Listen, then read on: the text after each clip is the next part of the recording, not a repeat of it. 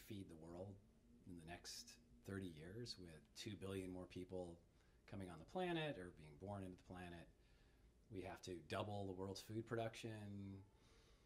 How do we do that? And so we began using drones to help winemakers improve the quality and quantity of their grapes, and then kind of realized, wow, this could have implications to other food crops that we hadn't thought about.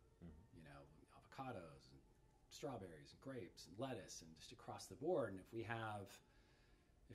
going to have half the land, farming land, that we did in 1960 and 2030. You kind of have to get better with what you have. And this looks like a path to that. So I've been in software since my career started.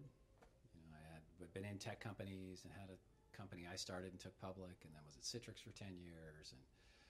But then I moved to the wine country 10 years ago. And out there, I'm kind of, tech-wise, I'm one of one.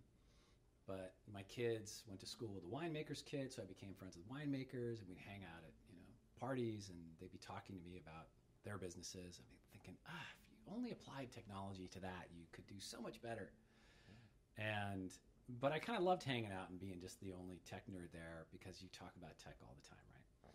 And then finally I decided, you know, why not put all this into action and help these guys apply technology to improve quality of wine. And that was just how it started.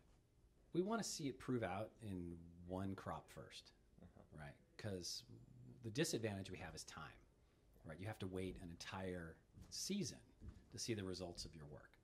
So we want to make sure this proves out as the early indications point to with wine grapes, and that we have really good data then to take that to the next crop so we can compress the amount of time.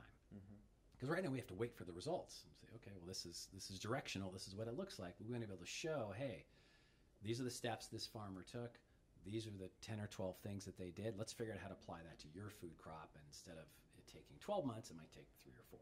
A lot of the rules that are being talked about have to do with people who are flying over in people's windows and flying drones over populated areas, and they just shouldn't be, right?